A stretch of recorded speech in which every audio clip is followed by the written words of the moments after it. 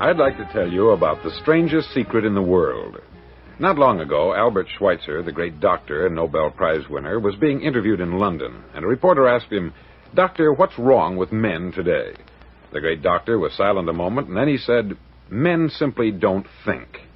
And it's about this that I want to talk with you. We live today in a golden age. This is an era that man has looked forward, dreamed of, and worked toward for thousands of years. But since it's here, we pretty well take it for granted. We in America are particularly fortunate to live in the richest land that ever existed on the face of the earth, a land of abundant opportunity for everyone. But do you know what happens? Let's take 100 men who start even at the age of 25. Do you have any idea what will happen to those men by the time they're 65? These 100 men who all start even at the age of 25 believe they're going to be successful. If you asked any one of these men if he wanted to be a success, he'd tell you that he did. And you'd notice that he was eager toward life, that there was a certain sparkle to his eye, an erectness to his carriage, and life seemed like a pretty interesting adventure to him. But by the time they're 65, 1 will be rich, 4 will be financially independent, 5 will still be working, 54 will be broke. Now think a moment. Out of the 100, only 5 make the grade. Why do so many fail? What has happened to the sparkle that was there when they were 25? What's become of the dreams, the hopes, the plans? And why is there such a large disparity between what these men intended to do and what they actually accomplished? When we say about 5% achieve success, we have to define success. And here's the definition. Success is the progressive realization of a worthy ideal. If a man is working toward a predetermined goal and knows where he's going, that man is a success. If he's not doing that, he's a failure. Success is the progressive realization of a worthy ideal. Rollo May, the distinguished psychiatrist, wrote a wonderful book called Man's Search for Himself. And in this book he says, the opposite of courage in our society is not cowardice, it is conformity. And there you have the trouble today. It's conformity. People acting like everyone else, without knowing why, without knowing where they're going. Now think of it. In America right now, there are over 14 million people 65 years of age and over, and about 13 million of these 14 million are broke. They're dependent on someone else for life's necessities. Now, we learn to read by the time we're 7. We learn to make a living by the time we're 25. Usually, by that time, we're not only making a living, we're supporting a family. And yet, by the time we're 65, we haven't learned how to become financially independent in the richest land that has ever been known. Why? We conform. And the trouble is that we're acting like the wrong percentage group, the 95% who don't succeed.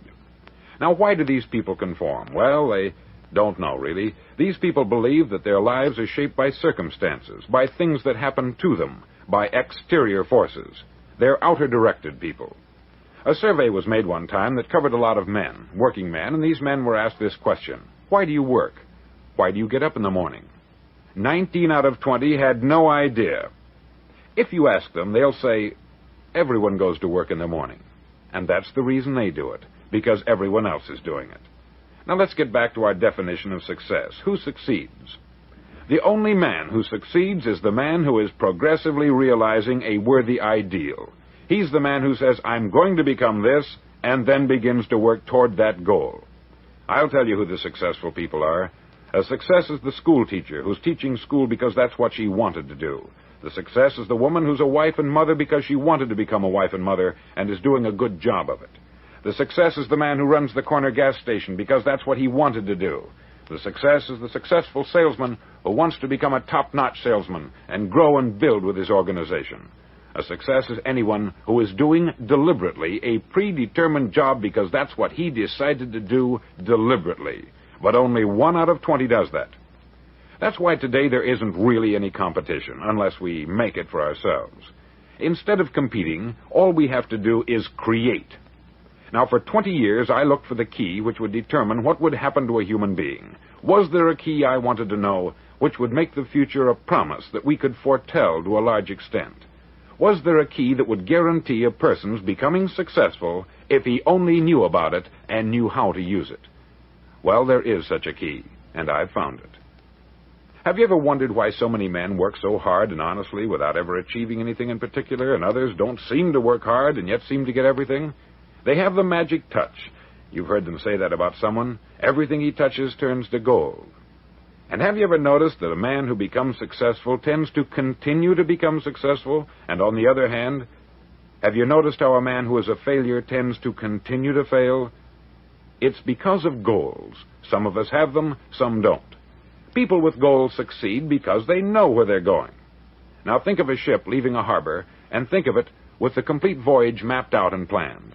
The captain and crew know exactly where it's going and how long it will take. It has a definite goal. 9,999 times out of 10,000, it will get to where it started out to get. Now let's take another ship, just like the first, only let's not put a crew on it, or a captain at the helm. Let's give it no aiming point, no goal, no destination. We just start the engines and let it go. I think you'll agree with me that if it gets out of the harbor at all, it will either sink or wind up on some deserted beach a derelict. It can't go any place because it has no destination and no guidance. It's the same with a human being. Take the salesman, for example. There is no other person in the world today with the future of a good salesman. Selling is the world's highest paid profession, if we're good at it and if we know where we're going. Every company needs top-notch salesmen, and they reward those men. The sky is the limit for them. But how many can you find? Someone once said, the human race is fixed, not to prevent the strong from winning, but to prevent the weak from losing. The American economy today can be likened to a convoy in time of war. The entire economy is slowed down to protect its weakest link, just as the convoy had to go at the speed that would permit its slowest vessel to remain in formation. That's why it's so easy to make a living today. It takes no particular brains or talent to make a living and support a family today. So we have a plateau of so-called security, if that's what a person's looking for. But we do have to decide how high above this plateau we want to aim for. Now let's get back to the strangest secret in the world, the story that I wanted to tell you today. Why do men with goals succeed in life and men without them fail? Well, let me tell you something which, if you really understand it, will alter your life immediately. If you understand completely what I'm going to tell you from this moment on, your life will never be the same again. You'll suddenly find that good luck just seems to be attracted to you.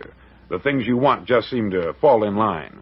And from now on, you won't have the problems, the worries, the gnawing lump of anxiety that perhaps you've experienced before. Doubt, fear, well, they'll be things of the past. Here's the key to success, and the key to failure. We become what we think about. Now let me say that again. We become what we think about. Throughout all history, the great wise men and teachers, philosophers and prophets have disagreed with one another on many different things. It is only on this one point that they are in complete and unanimous agreement. Listen to what Marcus Aurelius, the great Roman emperor, said. He said, "A man's life is what his thoughts make of it." Disraeli said this, "Everything comes if a man will only wait. I have brought myself by long meditation to the conviction that a human being with a settled purpose must accomplish it, and that nothing can resist a will that will stake even existence for its fulfillment." Ralph Waldo Emerson said this, "A man is what he thinks about all day long." William James said, "The greatest discovery of my generation is that human beings can alter their lives by altering their attitudes of mind." And he also said, "We need only in cold blood act as if the thing in question were real, and it will become infallibly real by growing into such a connection with our life that it will become real.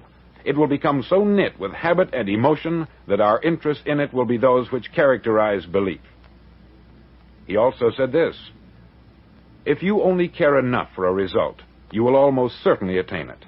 If you wish to be rich, you will be rich. If you wish to be learned, you will be learned. If you wish to be good, you will be good. Only you must then really wish these things, and wish them exclusively, and not wish at the same time 100 other incompatible things just as strongly." In the Bible you read, in Mark 9:23, "If thou canst believe, all things are possible to him that believeth." Dr. Norman Vincent Peale said this, "This is one of the greatest laws in the universe. Fervently do I wish I had discovered it as a very young man. It dawned upon me much later in life, and I found it to be one of the greatest, if not my greatest discovery, outside of my relationship to God. And the great law, briefly and simply stated, is that if you think in negative terms, you'll get negative results. If you think in positive terms, you will achieve positive results. That is the simple fact, which is at the basis of an astonishing law of prosperity and success. In 3 words, believe and succeed. William Shakespeare put it this way: our doubts are traitors, and make us lose the good we oft might win by fearing to attempt. George Bernard Shaw said, people are always blaming their circumstances for what they are. I don't believe in circumstances. The people who get on in this world are the people who get up and look for the circumstances they want, and if they can't find them, make them. Well, it's pretty apparent, isn't it? And every person who discovered this, for a while believed that he was the first one to work it out. We become what we think about. Now, it stands to reason that a person who's thinking about a concrete and worthwhile goal is going to reach it, because that's what he's thinking about. And we become what we think about. Conversely, the man who has no goal, who doesn't know where he's going, and whose thoughts must therefore be thoughts of confusion and anxiety and fear and worry, becomes what he thinks about. His life becomes one of frustration, fear, anxiety, and worry. And if he thinks about nothing, he becomes nothing. Now, how does it work? Why do we become what we think about? Well, I'll tell you how it works as far as we know. Now, to do this, I want to tell you about a situation that parallels the human mind. Suppose a farmer has some land, and it's good, fertile land. Now, the land gives the farmer a choice. He may plant in that land whatever he chooses. The land doesn't care. It's up to the farmer to make the decision. Now, remember, we're comparing the human mind with the land, because the mind, like the land, doesn't care what you plant in it. It will return what you plant, but it doesn't care what you plant. Now, let's say that the farmer has 2 seeds in his hand. One is a seed of corn, the other is nightshade, a deadly poison. He digs 2 little holes in the earth, and he plants both seeds, one corn, the other nightshade. He covers up the holes, waters, and takes care of the land, and what will happen? Invariably, the land will return what is planted. As it's written in the Bible, as ye sow, so shall ye reap. Remember, the land doesn't care. It will return poison in just as wonderful abundance as it will corn. So up come the 2 plants, one corn, one poison. Now, the human mind is far more fertile, far more incredible and mysterious than the land, but it works the same way. It doesn't care what we plant. Success, failure. A concrete, worthwhile goal, or confusion, misunderstanding, fear, anxiety, and so on. But what we plant, it will return to us. You see, the human mind is the last great unexplored continent on the earth. It contains riches beyond our wildest dreams. It will return anything we want to plant. Now, you might say, well, if that's true, why don't people use their minds more? Well, I think they've figured out an answer to that, too. Our mind comes as standard equipment at birth. It's free, and things that are given to us for nothing, we place little value on. Things that we pay money for, we value. The paradox is that exactly the reverse is true. Everything that's really worthwhile in life came to us free. Our mind, our soul, our body, our hopes, our dreams, our ambitions, our intelligence, our love of family and children and friends. All these priceless possessions are free, but the things that cost us money are actually very cheap and can be replaced at any time. A good man can be completely wiped out and make another fortune. He can do that several times. Even if our home burns down, we can rebuild it, but the things we got for nothing, we can never replace. The human mind isn't used merely because we take it for granted. Familiarity breeds contempt. It can do any kind of job we assign to it, but generally speaking, we use it for little jobs instead of big, important ones. Universities have proved that most of us are operating on about 10% of our abilities.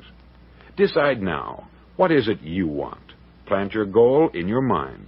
It's the most important decision you'll ever make in your entire life. Do you want to be an outstanding salesman, a better worker at your particular job? Do you want to go places in your company, in your community?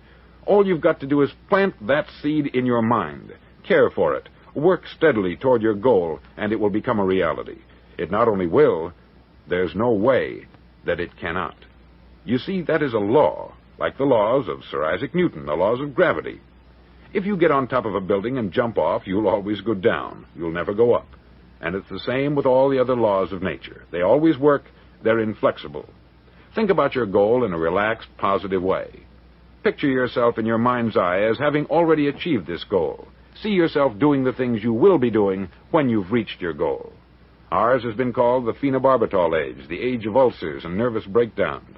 At a time when medical research has raised us to a new plateau of good health and longevity, far too many of us worry ourselves into an early grave trying to cope with things in our own little personal ways, without learning a few great laws that will take care of everything for us. These things we bring on ourselves through our habitual way of thinking. Every one of us is the sum total of his own thoughts. He is where he is because that is exactly where he really wants to be, whether he'll admit that or not. Each of us must live off the fruit of his thoughts in the future, because what you think today and tomorrow, next month and next year, will mold your life and determine your future. You're guided by your mind.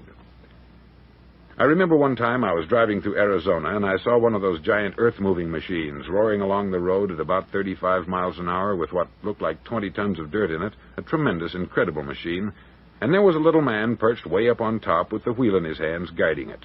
And as I drove along, I was struck by the similarity of that machine to the human mind. Just suppose you're sitting at the controls of such a vast source of energy. Are you going to sit back and fold your arms and let it run itself into a ditch? Or are you going to keep both hands firmly on the wheel and control and direct this power to a specific, worthwhile purpose? It's up to you. You're in the driver's seat. You see, the very law that gives us success is a two-edged sword. We must control our thinking. The same rule that can lead a man to a life of success, wealth, happiness, and all the things he's ever dreamed of for himself and his family, that very same law can lead him into the gutter.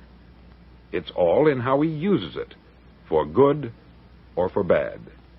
This is the strangest secret in the world. Now, why do I say it's strange, and why do I call it a secret? Actually, it isn't a secret at all. It was first promulgated by some of the earliest wise men, and it appears again and again throughout the Bible. But very few people have learned it, understand it. That's why it's strange, and why, for some equally strange reason, it virtually remains a secret. I believe that you could go out and walk down the main street of your town and ask one man after another what the secret of success is, and you probably wouldn't run into one man in a month who could tell you. Now, this information is enormously valuable to us, if we really understand it and apply it. It's valuable to us not only for our own lives, but the lives of those around us, our family, employees, associates, and friends. Life should be an exciting adventure. It should never be a bore. A man should live fully, be alive. He should be glad to get out of bed in the morning. He should be doing a job he likes to do because he does it well. One time I heard Grove Patterson make a speech, the editor-in-chief of the Toledo Daily Blade, and as he concluded his speech, he said something that I've never forgotten. He said something like this: "My years in the newspaper business have convinced me of several things, among them that people are basically good, and that we came from someplace, and we're going someplace. So we should make our time here an exciting adventure. The architect of the universe didn't build a stairway leading nowhere. And the greatest teacher of all, the carpenter from the plains of Galilee, gave us the secret time and time again. As ye believe, so shall it be done unto you."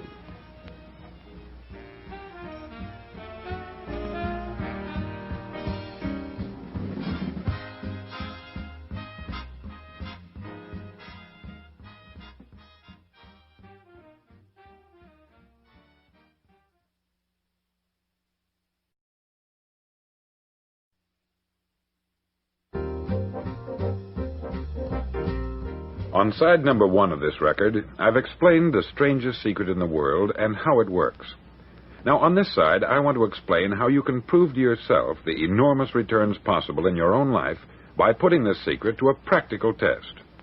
I want you to make a test that will last 30 days.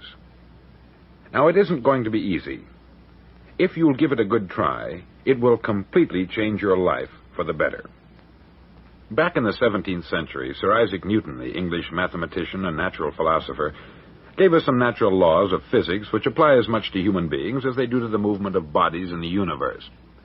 Now, one of these laws is that for every action, there is an equal and opposite reaction.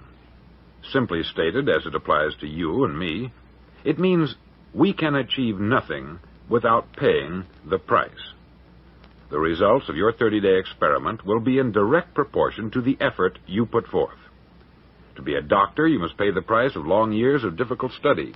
To be successful in selling, and remember that each of us succeeds to the extent of his ability to sell, selling our families on our ideas, selling education in schools, selling our children on the advantages of living the good and honest life, selling our associates and employees on the importance of being exceptional people, to, of course, the profession of selling itself. But to be successful in selling our way to the good life, we must be willing to pay the price. Now, what is that price? Well, it's many things. First, it's understanding emotionally, as well as intellectually, that we literally become what we think about, that we must control our thoughts if we're to control our lives. It's understanding fully that, as ye sow, so shall ye reap. Secondly, it's cutting away all the fetters from the mind and permitting it to soar as it was divinely designed to do. It's the realization that your limitations are self-imposed, and that the opportunities for you today are enormous beyond belief. It's rising above narrow-minded pettiness and prejudice.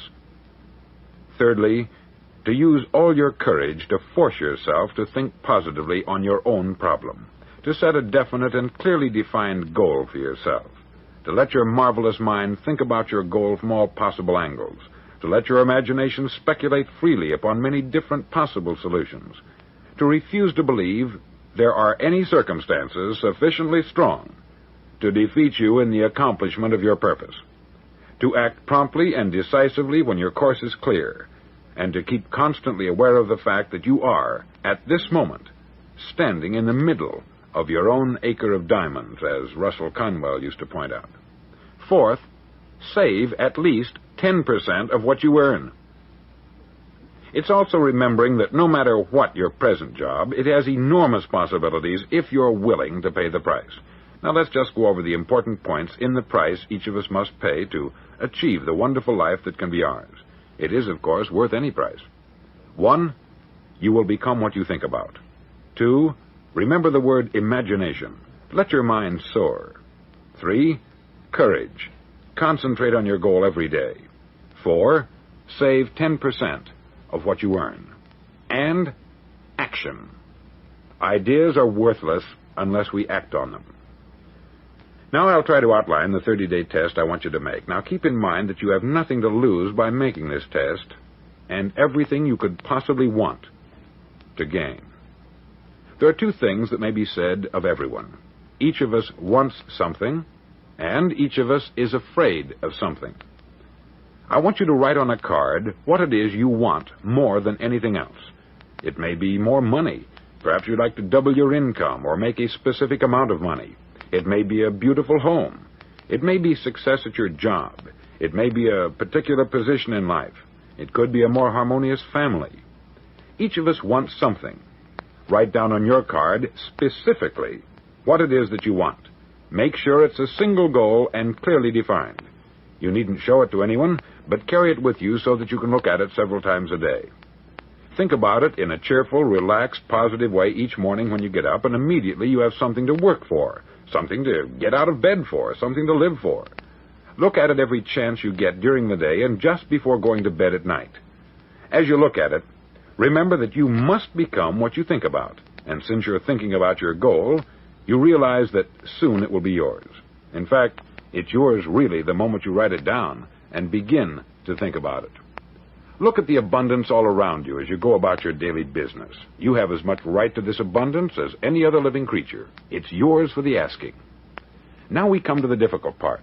Difficult because it means the formation of what is probably a brand new habit, and new habits are not easily formed. Once formed, however, it'll follow you for the rest of your life. Stop thinking about what it is you fear. Each time a fearful or negative thought comes into your consciousness, replace it with a mental picture of your positive and worthwhile goal. There will come times when you will feel like giving up. It's easier for a human being to think negatively than positively. That's why only 5% are successful. You must begin now to place yourself in that group. For 30 days, you must take control of your mind. It will think only about what you permit it to think. Each day for this 30-day test, do more than you have to do. In addition to maintaining a cheerful, positive outlook, give of yourself more than you've ever done before. Do this knowing that your returns in life must be in direct proportion to what you give. The moment you decide on a goal to work toward, you're immediately a successful person. You're then in that rare and successful category of people who know where they're going. Out of every 100 people, you belong to the top 5. Don't concern yourself too much with how you're going to achieve your goal. Leave that completely to a power greater than yourself. All you have to do is know where you're going. The answers will come to you of their own accord. Remember these words from the Sermon on the Mount, and remember them well. Keep them constantly before you this month of your test. Ask, and it shall be given you. Seek, and ye shall find. Knock, and it shall be opened unto you. For every one that asketh receiveth, and he that seeketh findeth, and to him that knocketh it shall be opened. It's as marvelous and as simple as that. In fact, it's so simple that in our seemingly complicated world it's difficult for an adult to understand that all he needs is a purpose and faith. For 30 days, do your best. If you're a salesman, go at it as you've never done before, not in hectic fashion, but with the calm, cheerful assurance that time well spent will give you the abundance in return you deserve and want. If you're a homemaker, devote your 30-day test to complete giving of yourself without thinking about receiving anything in return, and you will be amazed at the difference it makes in your life. No matter what your job, do it as you've never done it before for 30 days. And if you've kept your goal before you every day, you'll wonder and marvel at this new life you've found. Dorothea Brand, outstanding editor and writer, discovered it for herself and tells about it in her fine book, Wake Up and Live. Her entire philosophy is reduced to the words, act as though it were impossible to fail. She made her own test with sincerity and faith, and her entire life was changed to one of overwhelming success. Now you make your test for 30 full days. Don't start your test until you've made up your mind to stick with it. You see, by being persistent, you're demonstrating faith. Persistence is simply another word for faith. If you didn't have faith, you would never persist. If you should fail during your first 30 days, by that I mean suddenly find yourself overwhelmed by negative thoughts, you've got to start over again from that point and go 30 more days. Gradually, your new habit will form until you find yourself one of that wonderful minority to whom virtually nothing is impossible. Don't forget the card. It's vitally important as you begin this new way of living. On one side of the card, write your goal, whatever it may be. On the other side, write the words we've quoted from the Sermon on the Mount. Ask, and it shall be given you. Seek, and ye shall find. Knock, and it shall be opened unto you. In your spare time during your test period, read books that will help you. Inspirational books like the Bible, Dorothea Brand's Wake Up and Live, The Magic of Believing by Claude Bristol, Think and Grow Rich by Napoleon Hill, and other books that instruct and inspire. Nothing great was ever accomplished without inspiration. See that during these crucial first 30 days, your own inspiration is kept at a peak. Above all, don't worry. Worry brings fear, and fear is crippling. The only thing that can cause you to worry during your test is trying to do it all yourself. Know that all you have to do is hold your goal before you. Everything else will take care of itself. Remember also to keep calm and cheerful. Calm and cheerful. Don't let petty things annoy you and get you off course. Now, since making this test is difficult, some may say, well, why should I bother? Well, look at the alternative. No one wants to be a failure. No one really wants to be a mediocre individual. No one wants a life constantly filled with worry, fear, and frustration. Therefore, remember that you must reap that which you sow. If you sow negative thoughts, your life will be filled with negative things. If you sow positive thoughts, your life will be cheerful, successful, and positive. Now, gradually, you will have a tendency to forget what you've heard on this record. Play it often.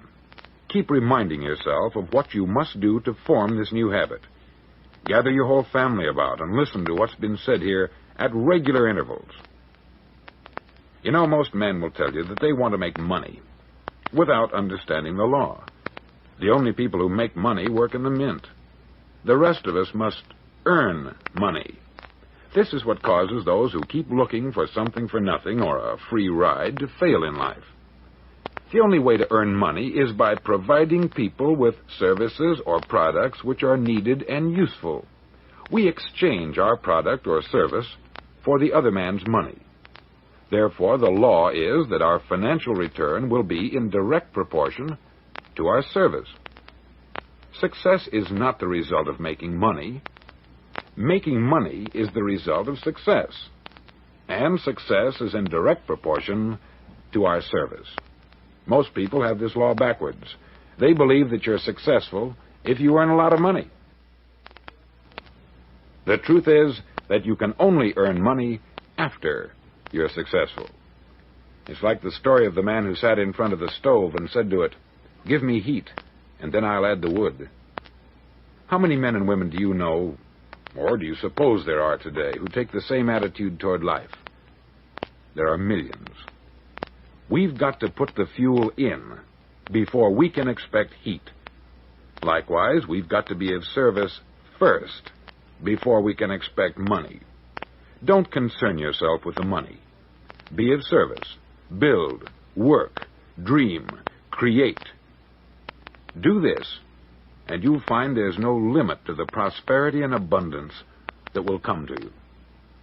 Prosperity is founded upon a law of mutual exchange. Any person who contributes to prosperity must prosper in turn himself. Sometimes the return will not come from those you serve, but it must come to you from someplace, for that is the law. For every action, there is an equal and opposite reaction. As you go daily through your 30-day test period, remember that your success will always be measured by the quality and quantity of service you render, and money is a yardstick for measuring this service. No man can get rich himself unless he enriches others. There are no exceptions to a law. You can drive down any street in America and from your car estimate the service that's being rendered by the people living on that street. Had you ever thought of this yardstick before? It's interesting. Some, like ministers and priests and other devoted people, measure their returns in the realm of the spiritual, but again, their returns are equal to their service. Once this law is fully understood, any thinking person can tell his own fortune. If he wants more, he must be of more service to those from whom he receives his return. If he wants less, he has only to reduce this service. This is the price you must pay for what you want. If you believe you can enrich yourself by deluding others, you can only end by deluding yourself. Just as surely as you breathe, you'll get back what you put out. Don't ever make the mistake of thinking you can avert this. It's impossible. The prisons and the streets where the lonely walk are filled with people who tried to make new laws just for themselves. We may avoid the laws of man, but there are greater laws that cannot be broken. An outstanding medical doctor recently pointed out 6 steps that will help you realize success. 1, set yourself a definite goal. 2, quit running yourself down.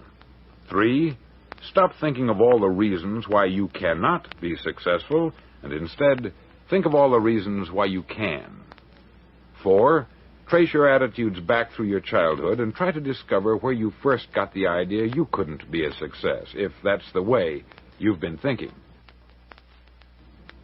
5, change the image you have of yourself by writing out a description of the person you would like to be. And 6, act the part of the successful person you have decided to become. The doctor who wrote those words is a noted West Coast psychiatrist, David Harold Fink, M.D. Do what all the experts since the dawn of recorded history have told you you must do. Pay the price by becoming the person you want to become. It's not nearly as difficult as living unsuccessfully. Make your 30-day test. Then repeat it. Then repeat it again. Each time it will become more a part of you until you'll wonder how you could ever have lived any other way. Live this new way, and the floodgates of abundance will open and pour over you more riches than you may have dreamed existed. Money? Yes, lots of it. But what's more important, you'll have peace. You'll be in that wonderful minority who lead calm, cheerful, successful lives. Start today. You have nothing to lose, but you have a life to win.